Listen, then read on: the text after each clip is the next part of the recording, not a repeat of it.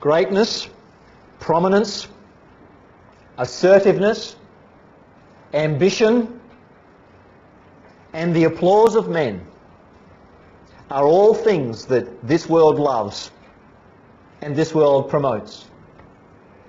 I think it's true that almost every day we could say in numerous ways our culture is constantly persuading us that we should pursue greatness, that we should be prominent, that we should be assertive in our situations in life, that we should be ambitious, that we should be seeking the applause of men. However, as Christians, our Master has something radically different to say on that subject. You see, the world has its idea of what greatness is. But Jesus' perspective of true greatness is astoundingly different. This morning we're considering this passage in Mark 9 verses 33 to 37, what I've entitled Kingdom Greatness. And I trust you remember those who were with us last week where we left off in this passage in Mark 9. Remember, Jesus is heading in a southerly direction. He's coming from the area north of Galilee. He's been up there near Caesarea Philippi. And now he is heading south, and as he does, he's in the process of instructing his disciples. Last week we considered the private instruction he gave the 12, remember, about his coming suffering, his death, and his resurrection. Remember that the Messiah, he said, will be handed over into the hands of men. And yet, as plain as what Jesus said, those words, his disciples really struggled with what Jesus was saying. And we saw this last week. There was their emotional trauma. There was their mental confusion and their fearful reservation. Mark says there, remember in verse 32, they did not understand this saying and were afraid to ask him. So it seems as we move on from that passage and as the story moves on, as Mark continues on in his narrative of the ministry of Christ, as they're moving through Galilee, there as Jesus is walking with his disciples, it seems his thoughts are on his coming death. But the disciples, who evidently are walking nearby him, their thoughts are on something else altogether. Their thoughts are on worldly greatness. And Mark then records this next paragraph, and in here he records the lesson that Jesus taught his disciples about kingdom greatness. We'll base our study this morning around two major headings as we come to this paragraph. We'll look simply at the setting of the lesson, where it was happening, and then the substance of the lesson, what it actually was that Jesus was teaching them. Think with me firstly then as we look into our Bibles and notice the setting of the lesson. Now here Mark is going about as he usually does, using his usual style to describe for us the scene. And in so doing he shows that the setting was a secluded location. And that's the first thing I want us to notice. You remember what we saw last week in verse 30? Verse 30 says, and they departed from there and passed through Galilee, and he did not want anyone to know it. Jesus has moved away from the crowds. Jesus wants to instruct his disciples in private. And now as we come to verse 33, Mark opens up this section by saying, then, after that last event, then he came to Capernaum. They arrived back in Capernaum. That town, remember, which we have seen them in many times before in the chapters previous to this one.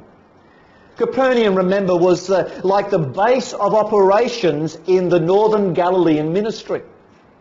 In many ways, Capernaum became Jesus' hometown during these many months of ministry there in northern Palestine. But Mark also tells us here in verse 33 that they're not just in Capernaum in general. He says, and when he was in the house. Now I want you to notice how Mark expresses this. Mark is very careful with his language. He doesn't say, and they were in a house. He says they were in the house, which begs the question, well, which house is this? Well, which house this is actually not identified. But it seems, as Mark writes this, that he understood that his original readers might know which house this is, because he is identifying it as the house. Now, some have suggested that this house could very well be the house in which we have seen Jesus in already on a number of occasions when he was in Capernaum. And it seems to me that there perhaps is some weight in suggesting that that could be the case. You may recall, it's a long time ago, but you may recall the scene back in Mark chapter 1, where at the end of the day, Jesus had been in the synagogue and he had dealt with that man who had interjected while he was preaching in the synagogue, that man who was demon-possessed. At the end of that day, Jesus goes into a house. And all the people bring their sick and they gather outside that house. Remember, we painted that scene of the people lined up outside after dark, and there is Jesus ministering to those people. Mark identifies what house that was in Mark chapter 1 and verse 29, and he calls it the house of Simon and Andrew.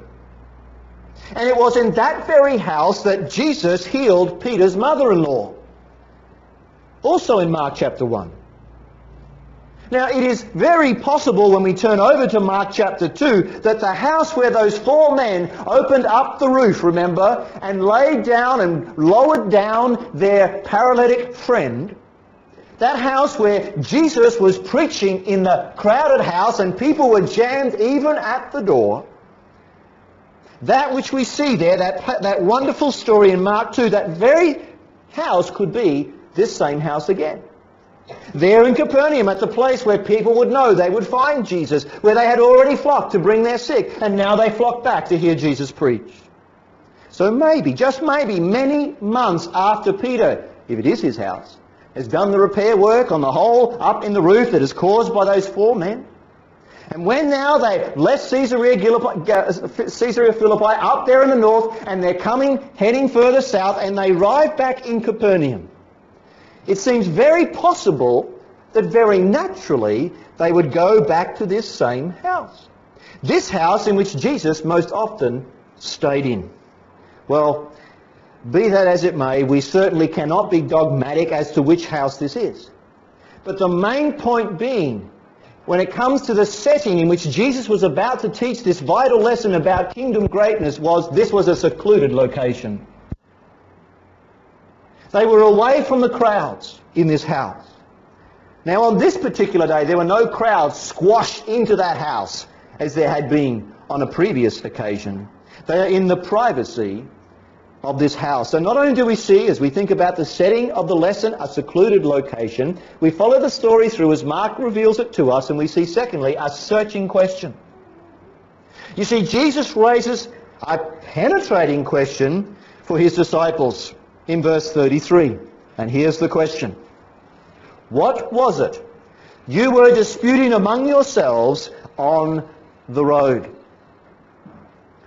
As these men walked along the road, traveling through Galilee, heading along that road as they just had that instruction by Jesus about the suffering, the death, the resurrection we thought about last week. They've moved on from there. They've been traveling through Galilee. They're heading toward Capernaum. And the 12 evidently were engaged in a discussion, very naturally, as you and I would do. But it's obviously a discussion that Jesus was not involved with. Perhaps it was that Jesus walked in front and the 12 followed on behind, and as they followed on behind, they're engaged in their conversation. In verse 33, when Jesus asked this question, he uses the word as it's translated in the New King James, disputed. That word has the idea of engaging in a relatively detailed or vigorous discussion. Actually, the term used indicates that it was, or the tense rather used, indicates that it was a prolonged discussion. So it went on for some time, this discussion they were having as they walked on the road. And yet it's interesting that in verse 34, the same word, or at least it's translated as the same word in the English, that is the word disputed. But in the Greek, it's a different word. In the Greek, it's actually a stronger word, and it indicates that within their conversation, in their discussion, there was an element of contention. There was, if you like, heated debate or even argument. There wasn't just a casual, nice, friendly conversation. It was more than that. There was an aspect of heat, if you like, in this discussion or dispute. Now, when Jesus asked this question, as Mark records it in verse 33, was he asking this question because he simply didn't know what they were talking about? Well, Luke 9 tells us that Jesus perceived the thought of their heart. Jesus knew what they were thinking. Jesus not only knew what they were thinking, Jesus knew exactly what they were discussing. So why would Jesus ask them a question of which he already knew the answer? Well, Jesus wanted them to confess their folly and their fault. Jesus, as it were, wants to bring them to this important lesson of kingdom greatness. So he asks them this searching question. They had nowhere to go.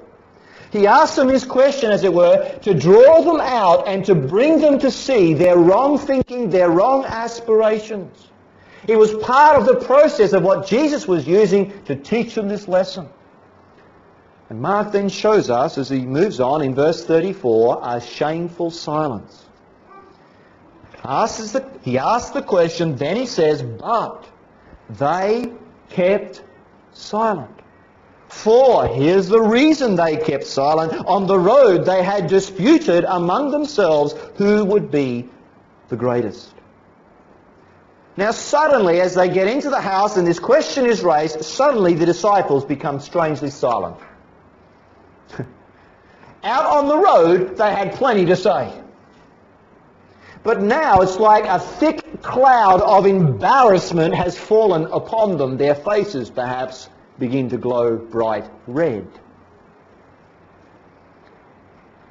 We could well imagine, couldn't we, out there on that road, that some of them maybe began to make claims as to why they thought they will be the greatest in the kingdom as they puff out their chest. I mean, after all, Peter, James and John could have perhaps said, well, didn't Jesus choose us to go up the mountain and to see him transform himself in all his glory? He didn't choose you, he chose us. And weren't you the ones who couldn't cast out that demon from that poor boy? Well, you obviously don't qualify. You're not going to be the greatest. You're not ever going to be number one. And then it got hot, and you could imagine the others chiming back and say, well, hang on a bit, it certainly won't be you, Peter. Because you opposed Jesus the other day, for which you were put rightly so in your place. You're never going to be top dog, Peter, no matter how eloquent you might be. And on you could imagine the debate raging between these men. Their tongues, wagged out there on the road. But now in the house. Now in the house, this searching question Jesus raises with them causes them, as it were, to lose their tongues. And there's this shameful silence. They, Mark says, kept silent. And again, the tense of this verb is very helpful, for it indicates that they continued to be silent. And there in the house, the 12 are now blushing with embarrassment. There is this self-conscious, shameful silence. For after all, who of them do you think was going to speak up and say, oh, well, Jesus, we were having an argument about who was going to be top dog in the kingdom? No one was going to own up to that. So they kept silent. And Mark then describes what happens next in verse 35. Graphic little description here. It says, and he sat down and called the 12. Jesus assumes the posture where he's sitting. And then he calls those disciples to him. Now that has significance, doesn't it, in the Jewish culture, and considering Jesus was regarded by these men as rabbi. Jesus assumes the official posture of a teacher. And Jesus calls, as the master calls the pupils then come to hear the instruction of their Lord. They knew that that posture, that call meant that they were about to hear some important instruction. Which then brings us in the second place this morning to the substance of the lesson. And as we look at the lesson that Jesus gives them, we see a great teacher at work. Because what Jesus gives is not just words. He also uses an illustration, as in an object lesson, we could call it. And what he does is he gives a verbal definition and he gives a practical demonstration. Let's see those two things as we look from verse 35 to 37. Firstly, the verbal definition. He sat down, he called the 12, and he said to them, "If anyone desires to be first, he shall be last of all and servant of all." Here is Jesus. He's clarifying, or as we're saying, he is defining what true greatness is in God's kingdom. This definition that Jesus is giving in the second half of verse 35, this definition of greatness is radical. It's radical when compared to how the disciples are thinking. It's a radical definition of what true greatness is when we think of it in comparison to how much of our world thinks today. Here are the disciples. They're caught up in debating over which among them would be the greatest in the kingdom. And it would seem that the reason for their debate was, as we've seen already, that these men were still having a thinking that was based in the idea that Jesus had come to earth to establish an earthly kingdom. And each of them is promoting himself, asserting himself over the other. Because they're ambitious to have a prominent place in this earthly kingdom, as they are thinking. They want to be number one in the kingdom. For they're in that position of prominence, or number one position. They'll have power, they'll have influence, they'll have people looking to them, they'll have potentially the applause of men. They'll be prominent, they'll be great. And as we think of how perhaps their mind was thinking, isn't that the normal thinking in our culture? If you want to get anywhere today in our world, you have to know how to promote yourself. You might have a job interview. And there is an expectation today when it comes to job interviews in many circles that you simply have to sell yourself. That is, you have to push yourself forward. You have to persuade them that you are the greatest person for this job. You have to sell all that you are to persuade them about the reason that you should be chosen because of how great you really are. Or if you're going to get a promotion, you have to be assertive. And if needs be, you have to even walk over the top of other people in order to get the way up the ladder to achieve that position. The idea, of course, is if you don't assert yourself, you are not going to work your way up in this world. We're being told you ought not to be satisfied with being, if you like, at the end of the line, when actually you could be number one. And perhaps we hear the message and we feel the pressure of it, and the world is like saying to us, you've been at the end of the line too long. It's time now for you to be aggressive. It's time now for you to be assertive. Get to the front of the line. Reach for greatness. Pursue prominence. Settle for nothing else than having other people waiting upon you. In Luke's account of this very same scene, Luke records the words of Jesus in this way. He says, "He who is least among you all will be great." Radical. We hear the philosophy of greatness in our world today. But Jesus' understanding of what true greatness is radically different. It's refreshingly different. In Mark's account, if anyone desires to be first, he shall be last of all and servant of all. If he desires, that is, if anyone is resolved, if anyone is determined to be first and chief among his or her peers, here is what he or she must do and be. Must be last. And notice the language. He must be last of all. Jesus is saying, no, he should not just be, or she should not just be somewhere down the back of the queue. But this person must be right at the end of the line, last of all. That is, all are in front of you. And you are the last of the all. And Jesus says in Mark's account, and not just that, servant of all.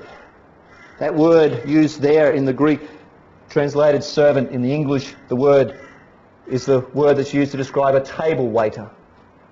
It's actually the word picked up later in the New Testament to talk about the role of deacons. But it's table waiter. It's just this very role. You think of that role, the table waiter. That's someone who receives orders, doesn't give orders. The table waiter is someone who waits upon others, but is not waited upon by others. That table waiter is someone who provides for the necessity of others there before him or her. So Jesus is saying, instead of always thinking of being above others, in front of others, and having others serve you, you need to be behind others, and you need to serve them. True greatness is not being at the front of the line, but rather it is a willingness to be at the very end of the line. You think of the line, and there at the very end of the line is the ideal position where you can see everyone else. And you can see the needs that people have. And when you see the needs that people have at the end of that line, you can go and meet that need. And then when that need has been met and the job has been done, you don't try and push your way back into another position. Excuse me, I lost my place. No, you return back to be last of all. You see Jesus' lesson. It is only when we have forsaken our self-importance, it's only when we have forsaken pursuing great status and are pursuing true service of others, it is only then that we will know true greatness in the kingdom. Paul says in Philippians chapter 2, let nothing be done through selfish ambition or conceit. Not let some things be done, but everything else not done. He says, let nothing be done through selfish ambition or conceit. But, he says, let it be done this way, in lowliness of mind. Let each esteem others better than himself. Let each bear in mind that it is the one who is in front of me that is the one that should be in front of me. Let each of you, he says, look not only out for his own interests, but also for the interests of others. You see, true greatness is not being at the front of the line and looking after number one, but it's a willingness to be a servant and take a position at the very end of that line. Now, I hope you recognize that that definition of greatness is radical. Not radical in a rebellious and a sinful way. I'm not using radical that way. But radical in that it is dramatically different to the norm. It's contrary to what is funded in our ears today. You think that through for us as individuals. Our world says to many of you ladies here this morning who are housewives, our world is saying to you, don't demean yourself by being buried under your husband and your children's identity. You need to break out of all of that. You need to have your own independent identity as a woman. Oh, you've been at the end of the line too long with your husband and children. You've been trapped at home serving them. Stop it, woman. Get with it, woman. Break out of that mold, woman. Run to the front of the line and say, I'm my own person. That's the world's thunderous message to many of you ladies. And I ask, What does Jesus say? What does Jesus say to that? Oh, that sounds like it's logical and it's certainly popular. That's pop culture. No, Jesus says, if you will know true greatness, then you must deliberately choose the end of the line. And then at the end of the line, as you there are as a woman, as a mother, as a housewife, at the end of the line you are in a peculiarly privileged position to see the needs of others. And you then go and run to meet those needs. And then when that need has been met, you then go back to the end of the line. Loving, selfless service to others means very little in this world, but it's greatness in God's kingdom. Now, I, for one, don't care what the world says about you ladies. What you do is greatness in God's eyes. As far as I'm concerned, let them have their barren wealth and their lonely futures. You will have your reward now and in the future. God honours those who honour Him. You know, boys and girls, there is something that Jesus wants you to be doing as well. We think about these words. What's Jesus saying to you today as a child? Jesus is saying to you, don't always try and get to be the first person in the line. Be happy with the last place. At school. When the bell goes at the end of lunch, if they still do this, I'm recalling my days. The bell goes and they run to the drink fountain. They run to get a drink before they have to line up and go into class. You let others go before you. Try and remember these words of Jesus. If anyone desires to be first, he shall be last of all and servant of all.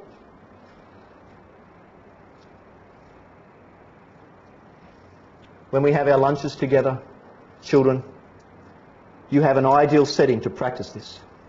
But we're not having lunch today. You'll have to wait till tonight. Maybe Mum and Dad can help remind you as you drive to Sanford this afternoon as we meet with other people. Try and remember what Jesus is saying about the front of the line. No, not the front. I need to be at the end of the line. In other words, you let other people take their food first and you help them get their food. Serve them. That's true greatness, says Jesus. And learn to be happy with being last. Recognize that's greatness. You young people, teenagers, we have thanked you. And we have commended you from time to time for the task that you often do for us for washing up the dishes after lunch. It's right that we thank you and commend you, I believe. But there's something far more important here. There's someone far more important who commends you. Jesus commends you for being the servant or servants of us all. What you actually are doing is a sign of kingdom greatness. And we want to encourage you in the very thing that you do. Covered most people but the men, haven't I, men? Maybe you thought you got out of it. You know, we can so easily, as males, be selfish brutes and love to simply sit back and be waited upon by our wives. Do you not think, men, there's a word here for us as well? Even in the role of leadership, I believe we need to be discerning. When there is so much talk about leadership today, if you listen to that, and even in the modern church there is so much talk about leadership, we need men to have our eyes open. But what is often talked about as leadership as a right and a godly thing is often nothing more than self-promotion and ego trips by men who are full of themselves. No, true greatness comes when even we too choose the end of the line.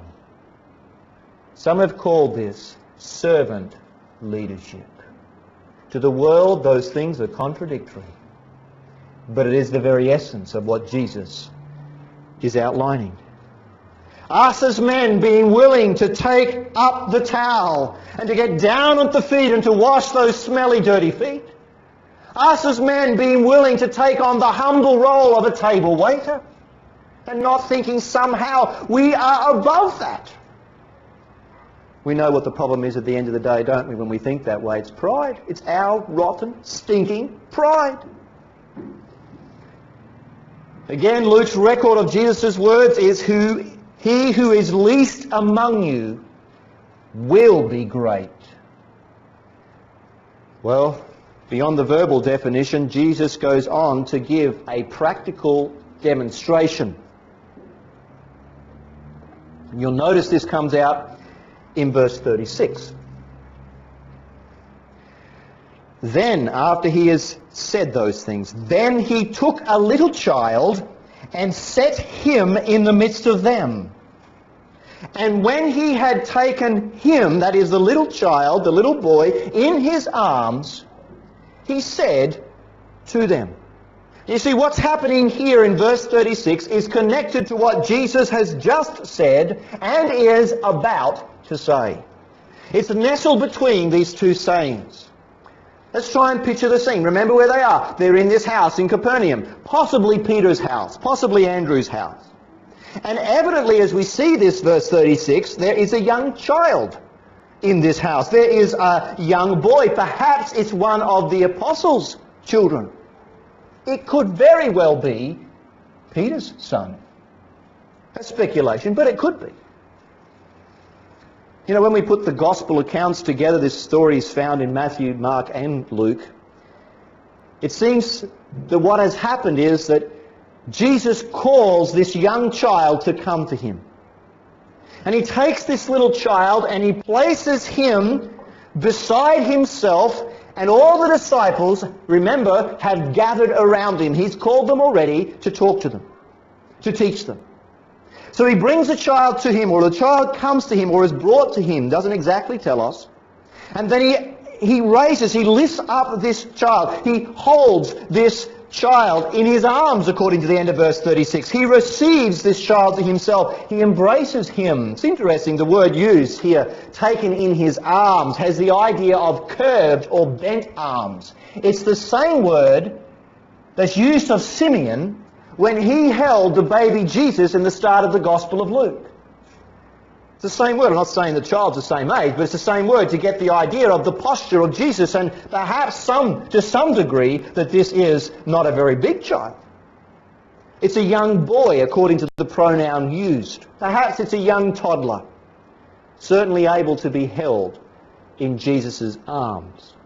And here is Jesus with this little child. He's surrounded, remember, by men.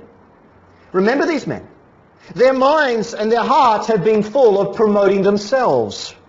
They're men who have been aspiring to become someone great in the kingdom, and Jesus brings this little one into their midst. A little child, the very picture of weakness, helplessness, dependence, and vulnerability. Is it not the case that a little child needs food to be provided for it? A little child needs help to get dressed. A little child needs help to be strapped in the car, to be put in the car, to be taken out of the car. A little child is dependent upon others. A little child simply left out there by itself is vulnerable. And Jesus brings this practical demonstration before these men who have had hearts that have been full of ambition and pride. And then Jesus says in verse 37, whoever receives one of these little children in my name receives me. And whoever receives me receives not me, but him who sent me. That little child came to Jesus. That little child went into the loving arms of Christ. fully trusting Him. And Jesus says to these men, and surely Jesus says to us today, you need to have the heart disposition represented in a little child. You should see yourself as you really are, not strong, not independent, not able to conquer the world all by yourself. You should see yourself as this child is, weak, helpless, dependent, and vulnerable. Let me ask you, have you been stripped of your pride? Have you seen your native weakness and helplessness before God? Or are you still thinking like these men here, these 12, thinking that you can make it on your own? Maybe you're proud of your good works. I mean, you've done some very good things in society. And maybe you've begun to think that that's going to earn your brownie points with God, that that's going to give you some sort of position in God's kingdom. Are you thinking that you can get there by yourself? That it's like you can build your own ladder to get your way into and in a position of God's kingdom? You must be stripped of your pride. You must see yourself as you really are before God, weak, helpless, and vulnerable. Jesus' words here in verse 37 have clear application on another level. It seems that they have application as to how we should be treating others. And Jesus says the very way we treat or receive others bears testimony of whether we've received Christ and the Father. Did you hear his logic in verse 37? Whoever receives one of these little children in my name receives me, and whoever receives me receives not me, but he who sent me. Let's think of the 12 out on the road. How had the 12 been treating one another in that recent attitude and conversation, we could call it, out there on the road? Well, we saw by the words of Mark that there was tension. There was heat in their discussion. There was an element of an argument, of a debate, and of hostility. And you see the contrast now as Jesus gets them in the house, he brings them around them, and he calls this little child to him. He receives this needy little child in the midst of their faces watching him, and Jesus does it without one iota of reservation. These disciples in their pride were happy to tread over one another in order to look after number one.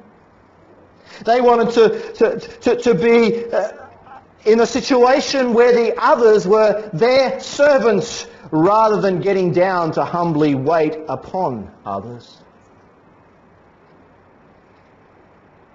There's a connection here between what Jesus is saying and what he has unearthed about their attitude to one another. You know, when people get involved in disputes that grow out of ambition and jealousy and rivalry, what happens to their interpersonal relationships? You know what it's like in the workplace, even in the family. What happens? There's distance, isn't there? There's a coolness between those people. There's friction and even division. Rightly does Proverbs say, by pride comes nothing but strife. James understood this in James 3 and verse 16. He says, where envy and self-seeking exist, confusion and every evil thing are there. Paul is addressing one of the churches who evidently were struggling with some issues of unity. And he calls those people in their relationship together, he calls them to be united. But that clear call to unity, and this is in Ephesians chapter 4, that call to unity doesn't start there in that sense. It starts with these words. Paul says, I beseech you, I plead with you, I urge you to walk worthy of your calling with which you were called. And what sort of walk is that to be, he says? With all lowliness, with all humility and gentleness, with long-suffering, bearing with one another in love, endeavouring to keep the unity of the Spirit in the bond of peace. You know, true love and genuine humility is the glue that holds relationships together. Isn't that true in any realm? It's true with individual friends, it's true in families, and it's certainly true in the church. It's that genuine humility and true love that's the glue that holds relationships together. There will never be unity and peace in any relationship without the constant baptism of the grace of humility, receiving one another in all of our helplessness, dependence, vulnerability, receiving one another as Jesus received that child in its helplessness, being willing to go to the end of the line and there to be actively involved in waiting upon the needs of others, helping the helpless, providing for those who have real needs, providing for those who would otherwise be vulnerable in light of their circumstance in life, who even, like this little child, are in a situation of great danger. J.C. Ryle, commenting on this passage, said this, and I quote him, "There is rich encouragement here for all who devote themselves to the charitable work of doing good to neglected souls. There is encouragement for everyone who labours to restore the outcast, to raise the fallen, to pluck the worst of characters from a life of sin like brands from the fire, and to bring the wanderers home. Let all such take comfort when they read these words. Their work may often be hard and discouraging. They may be mocked and ridiculed and held up to scorn by the world, but let them know that the Son of God marks all that they do, and He is well pleased. Whatever the world may think, these are they whom Jesus will delight to honour at the last day." The attitude that was evident as those men walked on the road to Capernaum was one in which there was total inconsideration to others, and especially those like a helpless little child. And Jesus says that is not greatness. That is self-centered weakness. Jesus says, I'll tell you what real greatness is. Forget about your rank and your prominence. Get down off your high horse. Concentrate on the needs of others. Even if it's just one. Even if it's a little one. Go and care for those who maybe everyone else overlooks and rejects. Look for ways to practically serve others. Ways to serve those who have real needs in our church, in our families, in our community. We're to receive them according to Jesus' words, in Christ's name. We are to treat them with the love and the tenderness and the consideration that Jesus would treat them with. Yes, the world may mock, the world may ridicule, the world may charge us with some sort of evil motivation. But the Son of God knows the true motivation, and the Son of God counts that as real greatness. He who is least among you all will be great. If anyone desires to be first, He shall be last of all and servant of all. May God grant to us the grace that we would see this is not the way of trying to get into the kingdom. This is an evidence of those who by His grace are already in that kingdom.